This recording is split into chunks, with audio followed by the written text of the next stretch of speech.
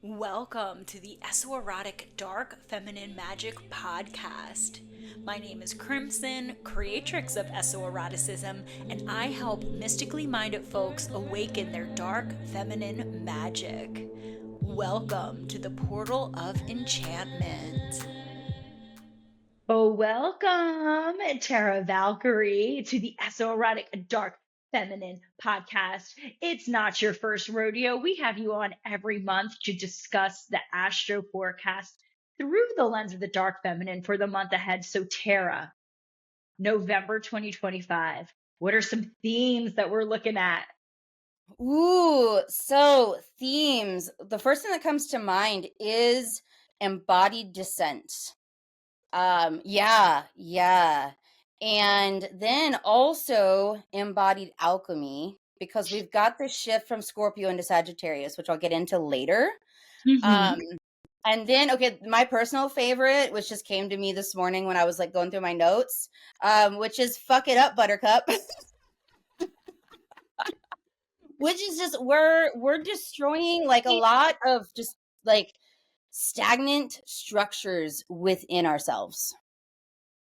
Ooh, you know what? I am already turned on by this. This feels very Scorpio season. And as you know, in our online multiverse community, our study of the month is Pluto, and Pluto Mm-hmm. is very aligned with these themes. So, Yeah. Tara, what's the big what are the big astro influences?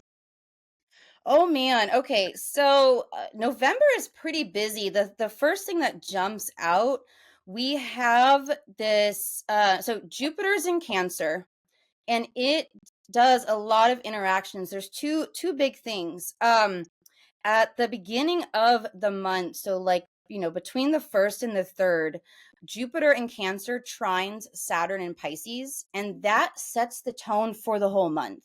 Because later in the month, like the 26th, 27th, we have this grand trine with Jupiter in Cancer, Venus in Scorpio, and Saturn in Pisces. So basically, the whole month, we're in this trine, and a trine is a harmonious aspect. It just means the energy's flowing really well.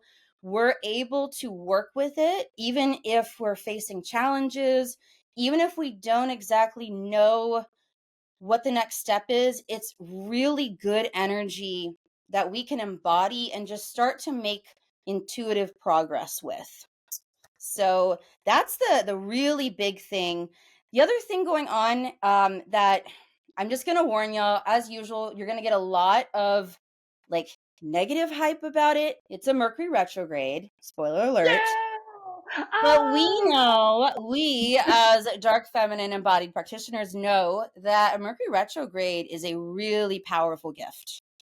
And that's almost the whole month of November as well. That starts on November 9th, and then it goes direct on November 29th. So a big old chunk.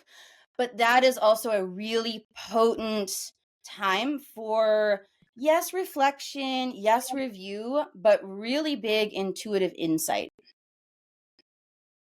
Gotcha. Yeah. Gotcha. So okay, we have the Mercury retrograde. We talk about these all the time. So we know Yeah. that they are just opportunities for Hmm. us to find some stillness and to take some reflection.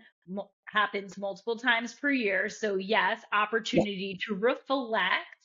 And then Yes. this shrine energy. So friends, remember, when you hear that something is trining, it means that they're playing well together, that they're all supporting each other, and that it's just enhancing the energy of the whole through their communication. Where you've told us before that things like squares and oppositions, they tend to challenge each other. They're not bad. They actually Mhm. teach us great lessons and they help us become more informed versions of ourselves. But these trines are maybe I would say a little more celebratory, which damn we need in 2025. So thank you, Astro Amen. Daddy. Amen to that. Yeah. It is it's more like I liken trines to you're having an issue and you call your bestie up and you're like, "Hey, I got to organize my closet." And I've been trying to do it for 6 months. I don't know what to do. And then they come over, and even though it's challenging, you figure out your way through it. And anytime we have an interaction with Jupiter in traditional astrology is the great benefic, just because Jupiter's huge. And anytime we have, especially a harmonious interaction with Jupiter, a trine, it takes the energy of any other planet that it is interacting with. So Saturn, and I know like you and I love Saturn. Saturn gets picked on a lot. We're like, oh, Saturn's boundaries and restrictions. Spoiler alert, you need boundaries and restrictions to have the freedom that you want. Like you just do. And so it's this really great thing of like you have Saturn that's like, hey, I'm in this for the long term. Let's come up with a plan. And then you have Jupiter that's like, I know a guy.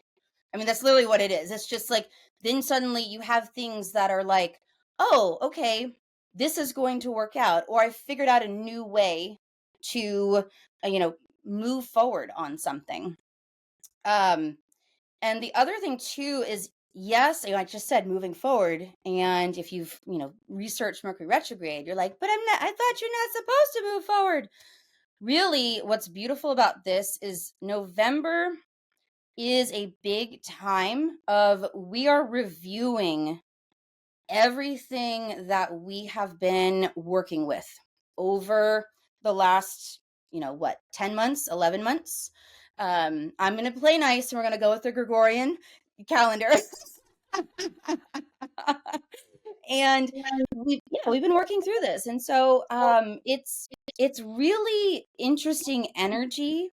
And there's going to be a lot of like boot camp opportunities this month, but those two things are really beautiful gifts for getting clear with our authenticity.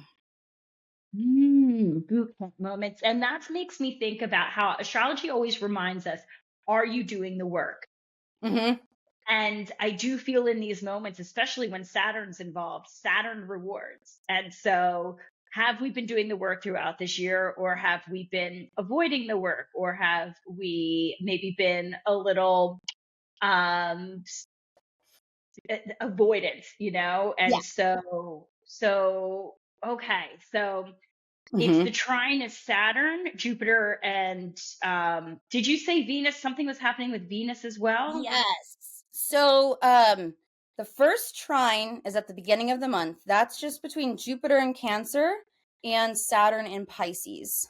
Okay. Ooh, so they're all watery. So there's going to be Yeah. intuition. So you're telling us to follow our intuition, follow your heart and your emotions versus over logicking things. Got it. Yes. And one thing I want to reiterate, because I love what you were saying about doing the work, and something that I want to reiterate with this kind of evolved Saturn energy and this trine that we're in, doing the work includes honoring your cycles. So the whole, in the past, the whole vibe of like hyper productivity, always grinding, always going, that's not going to serve us anymore. And so Ooh. part of doing the work involves listening to your body. What is your body telling you? Um, going back to just how like you and I like to josh about Gregorian New Year versus astrological New Year. You are in alignment with your body. You're like, Gregorian New Year, I'm ready to go. Like, let's do this. Whereas me, I'm like, I'm still sleeping, you guys. And that's what this past of Saturn in the last degrees of Pisces into early next year when it hits the first degrees of Aries.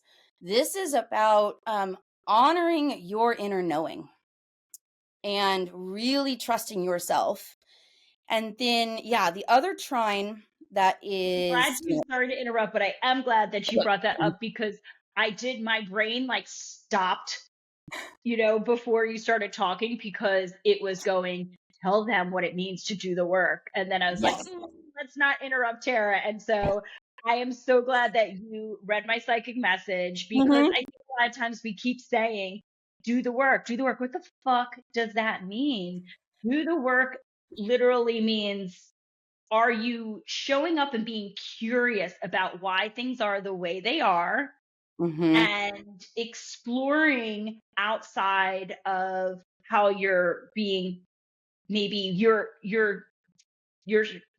default ways of reacting versus mindfully responding. And a lot of it is breaking the molds of conventionality, like we worked on last month with our Uranus Yeah. focus. And so it was asking us, what have you been conventionally defaulting to? What are things no longer working out for you, which you know you're clinging to, or forcing things that are very clearly unaligned? Doing the work means getting uncomfortable, stepping outside of conventions and Mm-hmm. exploring your inner self. We say this is the dark feminine, and exploring the shadow. Who are you when you strip away the layers of who you've been told you need to be? And yes, honoring things that are maybe uncomfortable, but Mm-hmm. natural aspects of ourselves, like the cycles and the death and rebirth. What do we need to let go of? I just feel like doing the work means being self-reflective and choosing to live in a way that is more consciously aware, beyond maybe how the easy way or the conventional way may be. But what do you think about that? Yes. Oh, I love all of that, and that is so in alignment with both the astrological interactions that we've been talking about. Also, with in November, our grimoire study is Pluto, which is it's the planet of alchemy, and part of what we are tasked with or invited, because it's always an invitation. As you say, the universe does not compel. We have free will. We can choose how we're going to respond to things. And a big lesson that we've been in all year, but we're kind of moving into the next phase of it in November, is um, really getting clear on our integrity, really getting clear on, yes, who we are beneath everything. Because what we're doing in this, big kind of paradigm shift, moving into the age of Aquarius, moving into this higher evolution, is the old systems are crumbling. The I old way noticed of doing things is it's done. Like, it's in this like active decay, and we are going to be afraid. We are going to be in fear if we're trying to cling to that way of doing things. And the other thing I want to be clear about is it is normal to feel uncertain. It is normal to be questioning, like, wait, am I making the right decision? And I think that's another aspect that I want to address for November, because there is going to be a lot of times that we feel uncertain. And I invite you to look at that as an opportunity to go deeper once again, to find your grounding practices, to pause, to check with yourself. And when I say grounding practice, I don't mean you have to like go do this like hour-long meditation. I just mean, like, the other day, one of my grounding practices is I have a pad of sticky notes, and I just start writing stuff down, and then I put them in front of me. Or whether you're speaking into your phone. Um, and Saturn and Pisces, or especially as put the it's phone going down. through. Yes. Or Yes. sometimes grounding practices put the damn phone down. Sorry. Yes. Go touch grass. Yes. And like Saturn and Pisces, especially, is going to be calling us on our shit wherever we have um sacrificed ourselves in the name of comfort or familiarity. That's kind of what we just talked about, doing the work. This is the dark feminine. We, say that we Yeah. talk about astrology through the lens of the dark feminine. The dark feminine, as you Mm-hmm. said, so many people don't feel comfortable in the unknown or the mystery. And the dark Mm-hmm. feminine is the womb of the unknown. That is the darkness. Doing the work within the dark feminine means not avoiding the unknown, Mm-hmm. because Yes. so often we cling to something that is clearly not working. because we know what it is, whether it's a bad relationship, a bad job, a whole political system. I don't know. And we cling Yes. to it because it's better to know the devil that you know, or whatever that expression is. Best to know the devil you know than you don't know. By releasing that, you are in the womb of the unknown, and that's the portal of creation. That's the dark feminine. By not avoiding that and instead stepping into that and embracing the power that lies within that, the creative opportunities and potential, that is you doing the work with the dark feminine. One of the many ways to do the work. Yes. And the other thing I'll say about that is stepping into the unknown. We have been lied to by modern society. Stepping into the unknown is often synonymous with failure. That's what we're taught. Oh. Embracing the unknown, stepping into the mystery, because we're not in control. And we, especially in Western society, we associate being in control with being in power. And part of what's so, I mean, you can go wander around on the internet, and there are so many communities that are talking about this loss of control. And some are very angry about it. Some are very angry and they are looking to blame other people.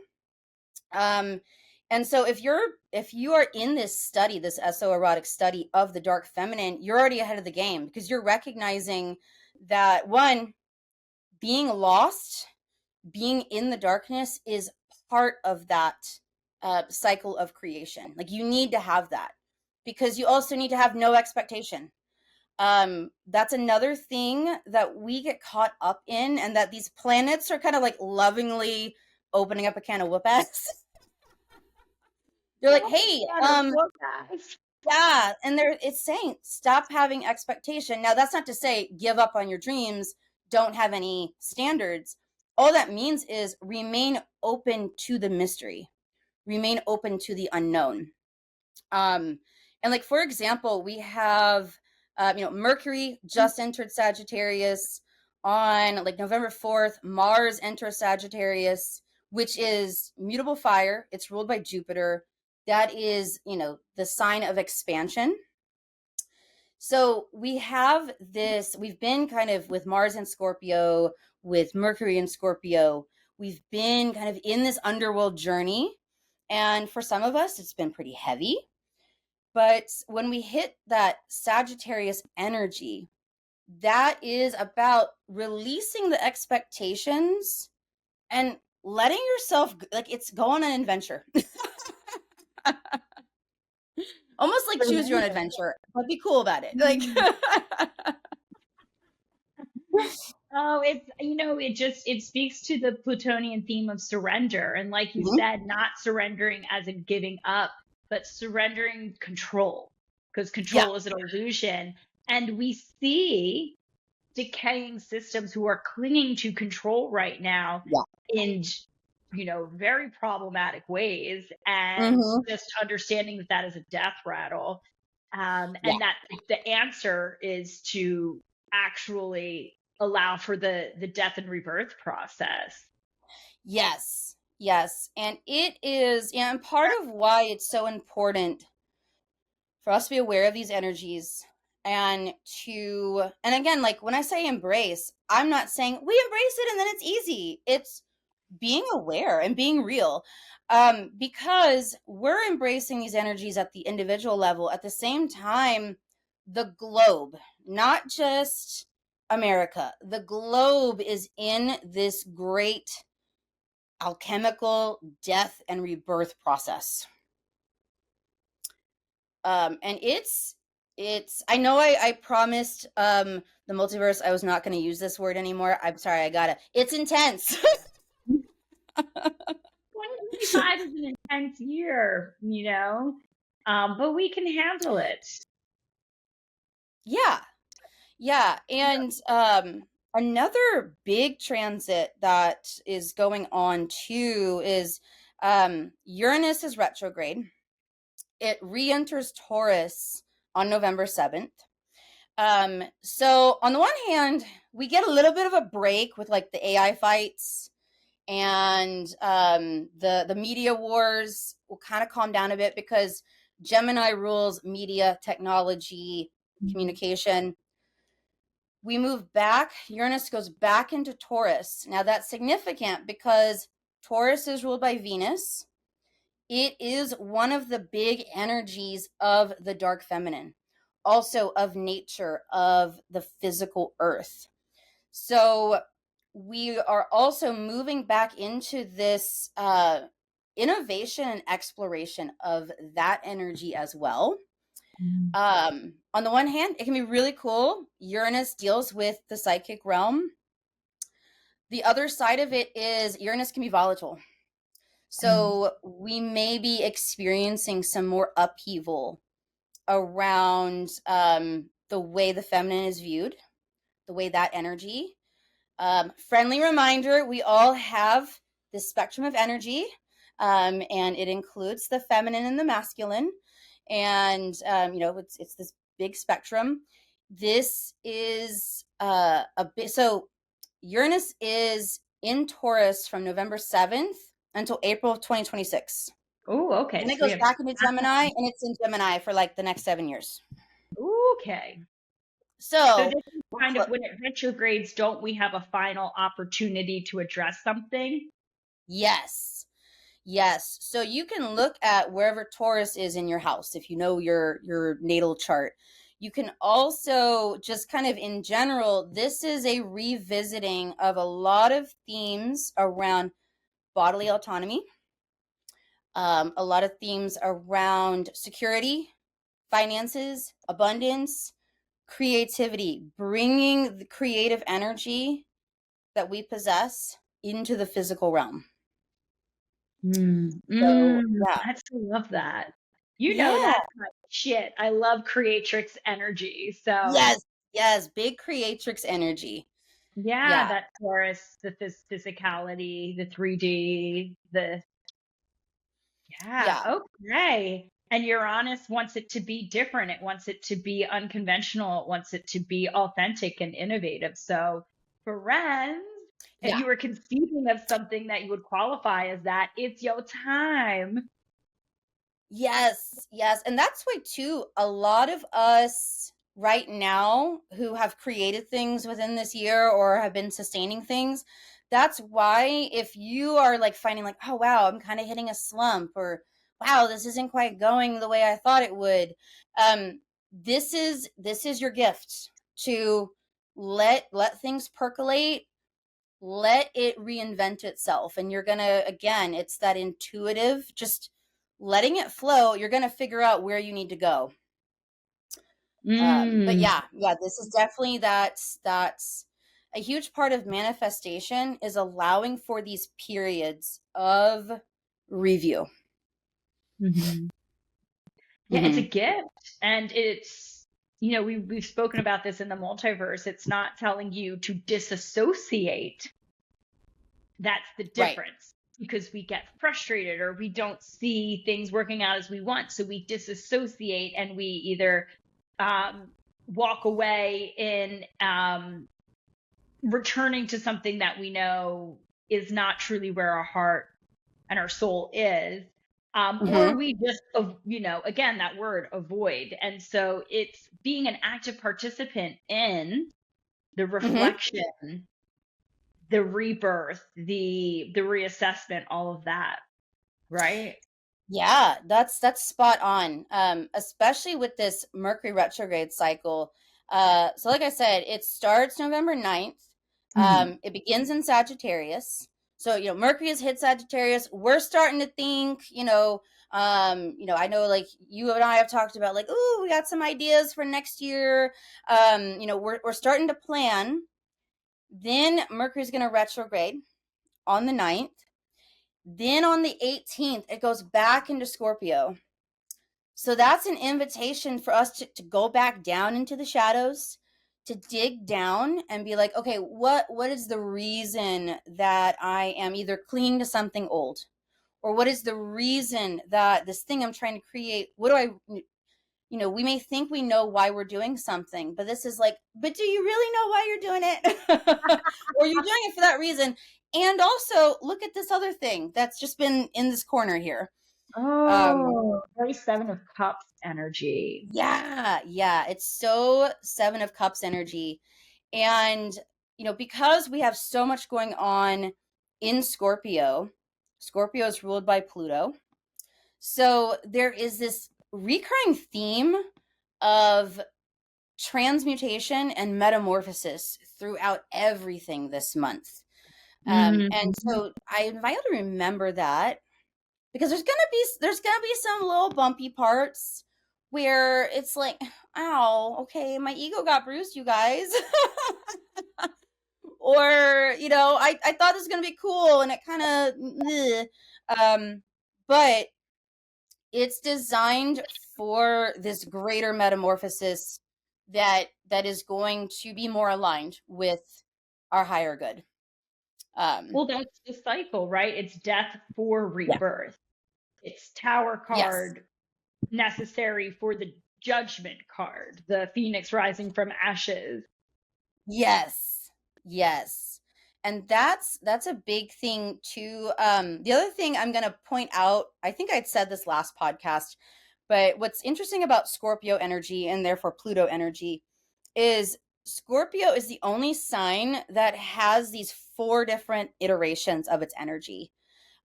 It's got the scorpion, it's got the snake, it's got the eagle, it's got the phoenix.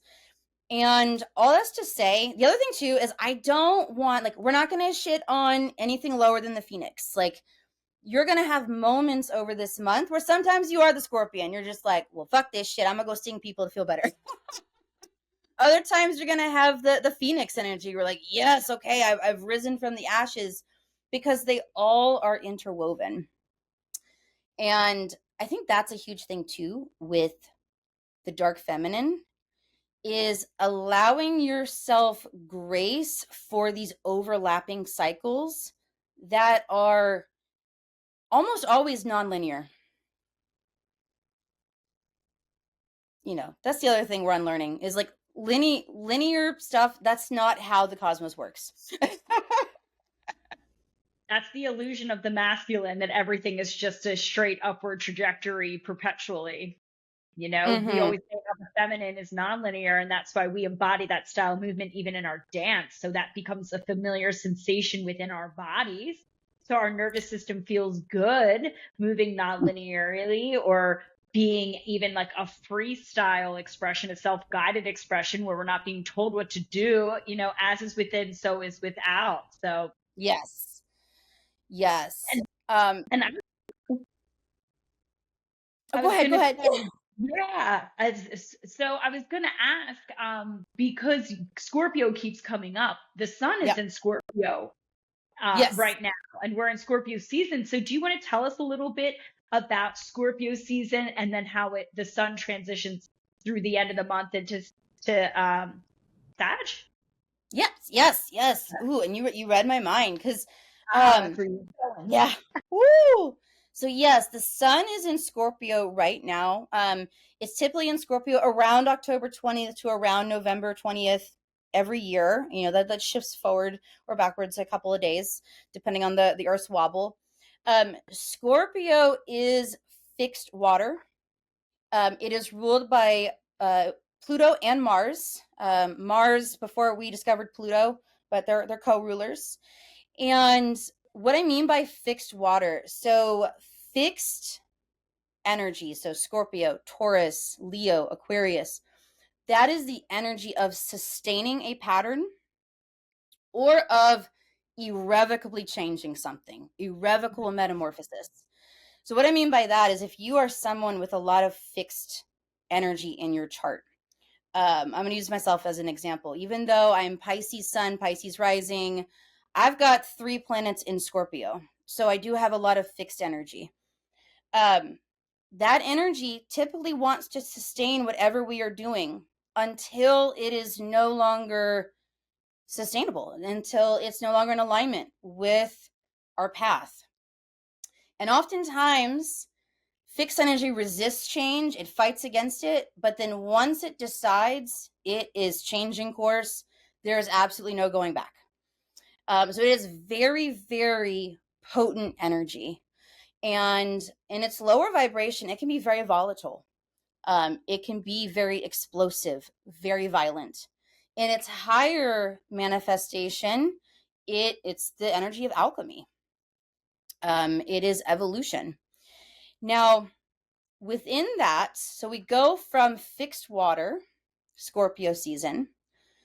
Then around November 20th, the sun moves into Sagittarius, which is mutable fire.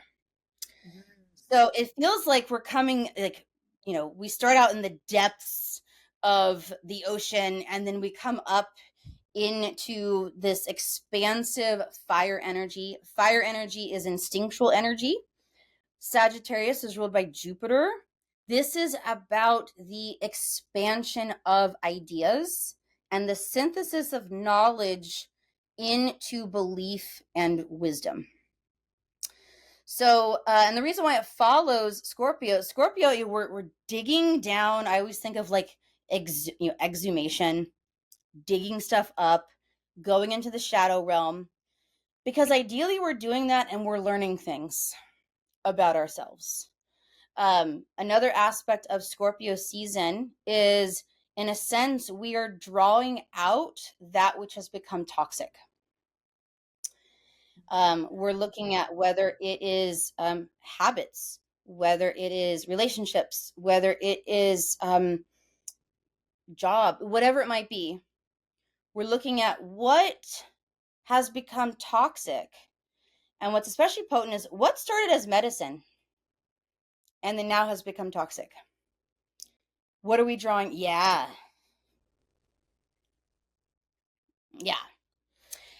And then from there, we go into Sagittarius season, which is, what do we learn from that?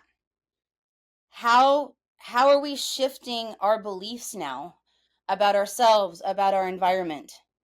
How can we apply that wisdom into transformation and change? Because Sagittarius is mutable fire. Mutable occurs after fixed. That is about a transmutation of energy before we get to the next cardinal season, which will be Capricorn, which is another initiation phase. Yes. I love that. So we see how the astrology really leads us on a very intentional journey even. And so we're not supposed to be stagnant. We're not supposed to remain in stasis, and we're always, and that's another way of doing the work. It doesn't mean we don't rest.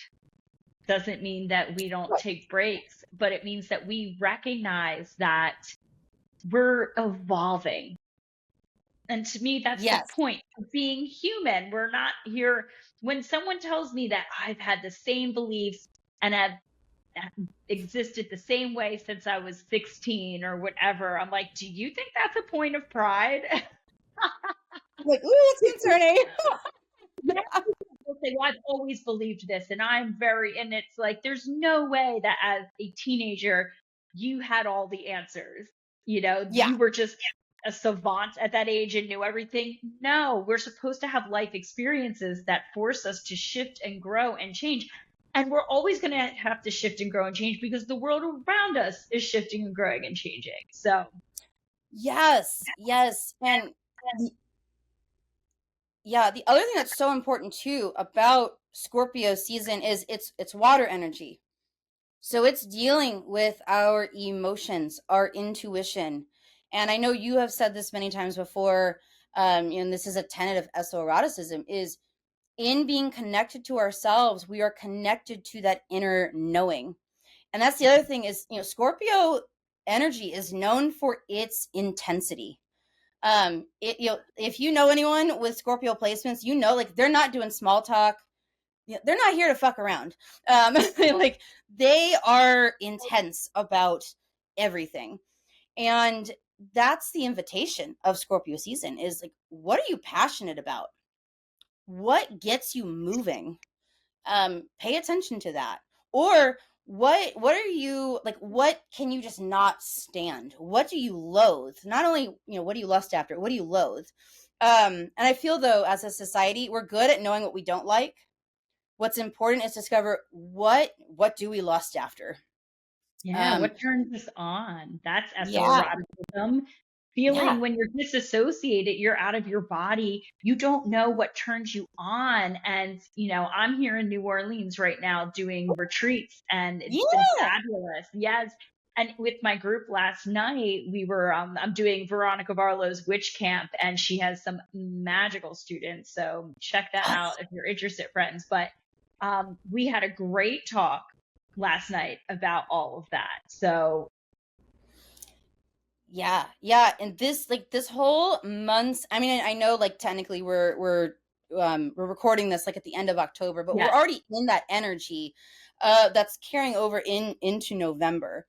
And yeah, it's so important because, you know, yes, it's great for manifestation. It's great for alignment. Also, being tapped into your intensity and your creation energy, that will also save your life. Um, yes. like That's that it that's is so literally important. that's what we were talking about last night, was this idea of, when we get overwhelmed, we disassociate because Mhm. it's very uncomfortable to be in body when there are stressful things happening. And so it is truly like a part of the dark feminine work, again, is how do you Mhm. stay in your body rather than disassociating, so that you are still present and guided by your internal compass, which freaking knows more than any Mhm. external voice is trying to dictate our reality to us. But Yeah. I do think that it is like a point um, of control by systems who, even just being mindlessly scrolling right on a black Mhm. screen, is a way to disassociate. And it's our job as dark feminine esoteric devotees to do the work to be in our bodies, because it's not just, it is about the pleasure in our bodies, absolutely, but it's Yeah. more than that. The pleasure is a portal to greater magic. um Mhm. and so, yeah, as you said, having that intuitive um compass is Yes. is the gift right now. Yes. And it is so important because, you know, two big things going on this month astrologically that it can be a bit jarring to our physical bodies is one, like I just said, Uranus re-entering Taurus. Anytime we have a sign change, especially going from Gemini, which is a very kind of like mind-based, mental-based energy, going back into Taurus, which is, that's fixed earth, that's in our body. And then also the, Mercury's re-entrance into Scorpio. Those two big things are and with the subsequent interactions, the other thing I'll say too, November 18th, Mercury goes back into Scorpio. Then the next day on the 19th, we have the new moon in Scorpio, which is awesome. That's conjunct, which just means it's right on top of, like, if we could see all the planets in the sky, Mercury and the moon would be right next to each other. And then that's opposing Uranus and Taurus, which can be really unpredictable energy. It can be really scattering energy. And so it's very important that we have some kind of embodiment practice, even if it just means like standing outside with your feet in the dirt or just sitting on the ground. Because what we may experience either in our bodies is just kind of scattered energy, disembodied energy. There's a higher propensity for accidents to happen, especially if you're like me. And if you're not on a stage, you're pretty fucking clumsy. I channel all my grace into performing, and then there's nothing. So I have to do embodiment all the time. And then also what you were saying about what we are fed in our messaging. That is also going to be one of the more volatile themes, one of the heavier themes this month. Is we're going to be being presented with, because we can choose whether or not we receive it. We're going to be presented with a lot of fear-based messaging by higher authority. Because again, as I said earlier, we have systems that are actively crumbling and they're trying to maintain control. And there's going to be a lot of messaging either trying to tell us we are the problem, whatever community we are a part of, or that someone else is the problem.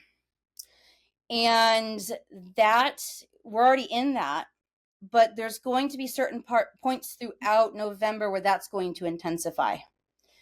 And that's why these practices are really important, because it's easy to, if you are a caring and aware person, it's almost impossible to not be affected by some of that messaging. Right. But recognizing, like, okay, yep, it's like when you're so the other day I was walking and a bird pooped on me, and at first I was like, ugh! And just recognizing that, like, okay, this thing happened, I'm gonna wipe it off, and it's fine. Like, just with the messaging, recognizing, okay, sometimes you're just gonna be out and like something's gonna hit you and you're like, oh wow, that bothers me. Sometimes the Now, world just shits on us. right, And sometimes the world is just gonna shit on you. And it's so important just to recognize you have the power to wipe that off. yes. And then also, and I said this last podcast, continuing to build or create and support community, your local community. There are more people than we give credit for that are out in our community that are also wanting to do good, that are, we have this beautiful opportunity going into November and December to really create strong support networks and live for ourselves, not just see, but live for ourselves, that's the reality. That, and I'm not negating the bad shit happening in the world, because Right. there's just always going to be that, but recognizing that instead of just like staying anchored to our phones and like doom scrolling, going out and interacting, that's going to be big too. And that's going to be another beautiful part of this Mercury retrograde, is connecting with people on a very local level, and supporting community. Yeah. That is such a that's actually something we talked about in my Substack group. I have a Substack kind of business biz babe Yeah. group, and yeah, we were saying like it's time, if you've been considering that your only way to network and to meet people is online, you are sadly mistaken. There is a world out there, and remembering that and connecting, uniting, being present even in your community, in your local communities, is really radical. Because also, I think I have like tinfoil hat, always, how are they trying to Me control us? too. Yeah, they control us by separating us. And when we are online, algorithms are created to be divisive.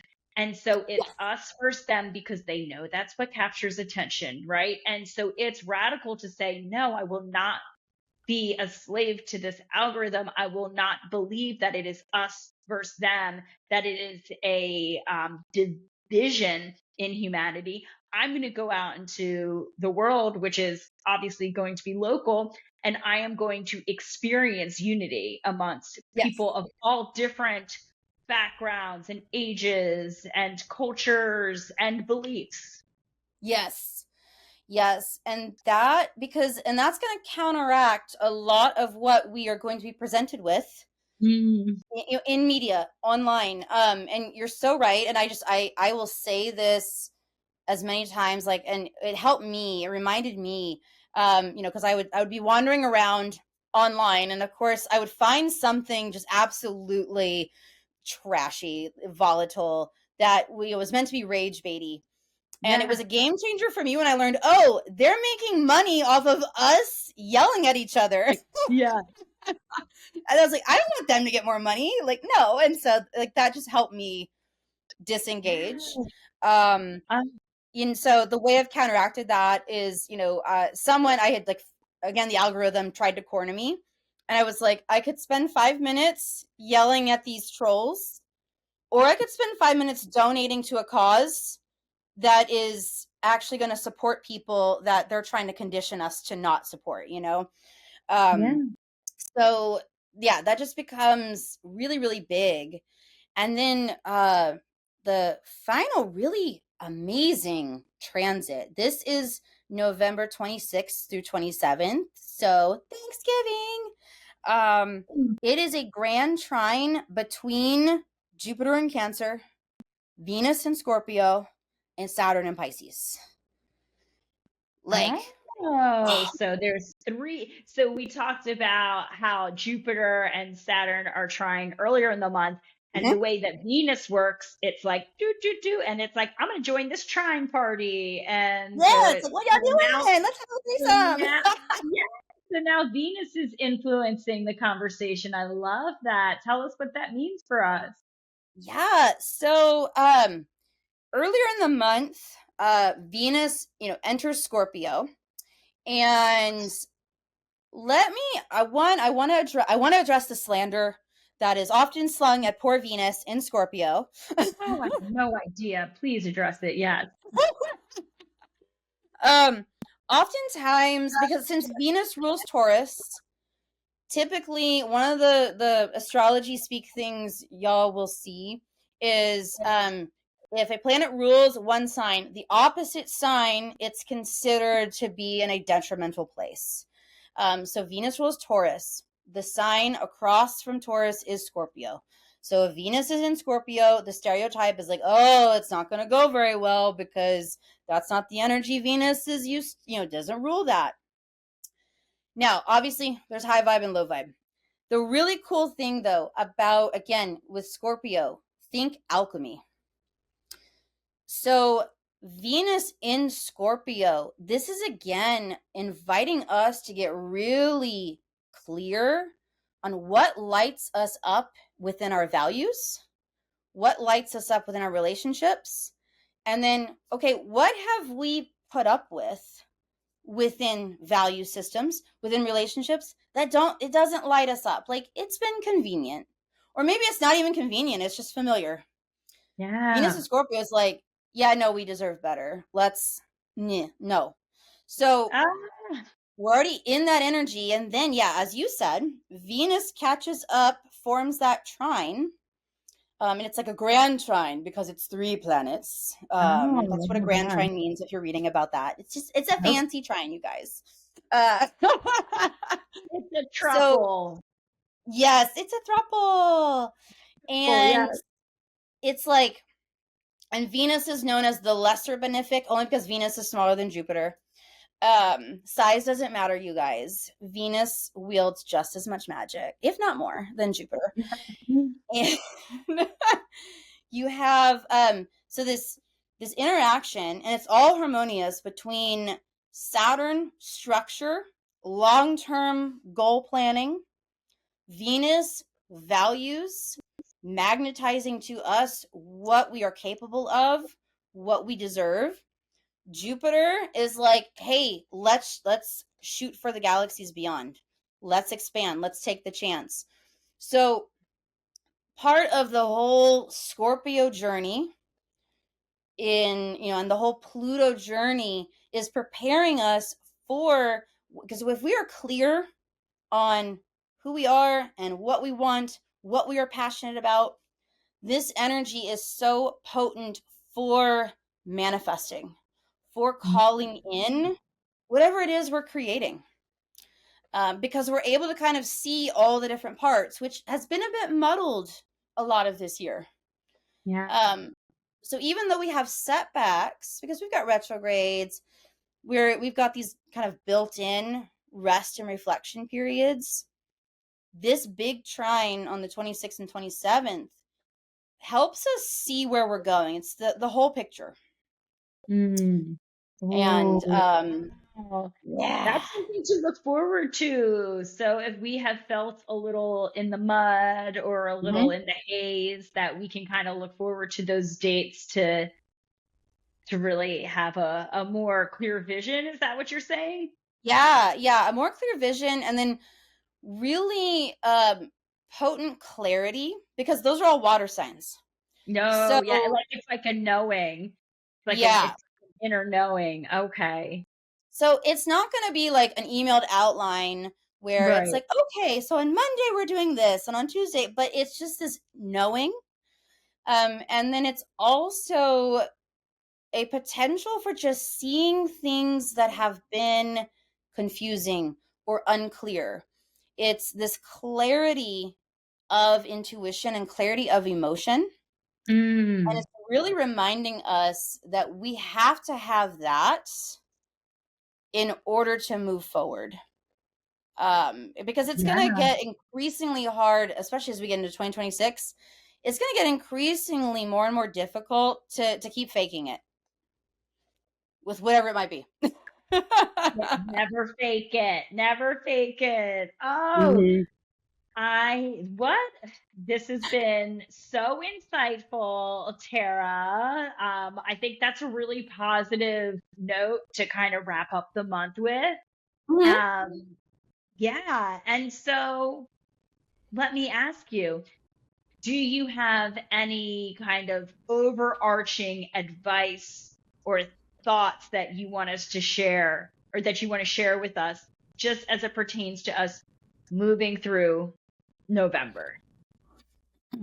So one thing I will point out, we've talked about a bunch of transits. The bottom line, we have a lot of fixed energy. I mean, also obviously like our new moon, our full moon. Full moon is going to be, in Taurus, the new moon's going to be in Scorpio. So we have a lot of fixed energy, which can feel, even when it is forming like trines, when it's doing harmonious things, it is a very intense energy. And then we also have a lot of a lot of shifts in energy. We've got Mercury going retrograde. It's going from Sagittarius back into Scorpio. We've got Uranus going from Gemini back into Taurus. There are all of these big kind of energetic shifts, and the main thing that I invite people to sit with is really taking the time, allowing yourself. I think of it as really checking in with your integrity.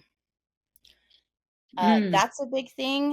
And Mm. then taking time to physically be in your body, and that can be movement. Dance is a great tool. I mean, it's always a great tool, but especially with the upheaval and the volatility of some of these energetic points. Highly recommend that. And then also just connecting with your trusted people, your trusted coven. um and recognizing that we're all moving through this and that we have a lot more support than we realize. Ah, I love that. I love that. And that is Mhm. such like a radical way to address the divisive energy that's just being forced upon us in the world right now. It's a pushback against that. So, Yeah, yeah. and and like the final thing is just really remembering that you have the power to make choices. Yes, there's always going to be things that occur in the world that are beyond our control, but we have sovereignty. We have the power to choose how we react. And the reason why I bring that up is when I was making my notes, this week I've been listening to a lot of, astrology podcasts. I'll be real with y'all. There's a lot of really dark, kind of doomy, gloomy. And like it was just kind of getting to me, and y'all know me, I'm not all love and light, like authentic vibes, solid. But it just, I was like, wow. So that's why I just say, remember that you have the power to choose, and that's ultimately what these transits are about, is coming home to our autonomy. Autonomy. Mm, Um, you said, well, we always say authenticity. yeah. But yeah, yeah, I love that. My brain just stopped for a moment because I'm just really thinking of how I'm like, oh, do people not like this energy? I love this energy. But then No, no. maybe that's why, the dark feminine thing I'm so hot for, but this is what we've been training for. This is why we do the work as dark feminine witches, is for when these moments come up, it's something Mhm. that we're not uncomfortable with. Yeah, yeah. Yeah. It's so important because someone had posted, a friend of mine had posted a thing about, and they've been through quite a lot, but they were posting about how if you wait for the perfect time to do something, if you wait for the chaos to settle, like you'll spend the rest of your beautiful magnificent life, is what they said, Mhm. waiting. And this Yes. is reminding us that yeah, there's always going to be shift and upheaval, but it's learning to flow with that energy Yeah. and recognizing that we have so much power within ourselves to shift things. We really do. We really do. And Mhm. we need to recognize that as we are in Mhm. this time of death and rebirth, we need to be the ones who are remembering that and leading this new Mhm. paradigm. I say it probably every podcast that it's time Yeah. for the witches and the dark feminine to start leading. And so thank Mhm. you for giving us all this insight on how we can do that and how we can show up in our greatest, power throughout these times that are undeniably challenging. And I do Yeah. believe that all of those astrologers who are the dark and doom and gloom are very much in their masculine, because they see Mhm. the doom and gloom, because they see the break in the linearity and they see the unknown, and that's a natural reaction in a patriarchy, right? So Yeah. yeah. So, Yeah.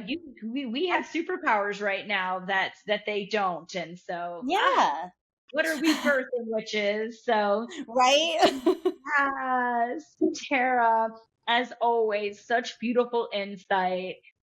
Thank you for sharing all of your astro wisdom. Friends, come join us in the multiverse.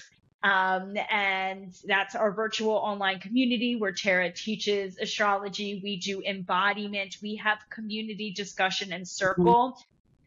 We practice our dark feminine magic. And so if you do feel like this would benefit you right now, come join us.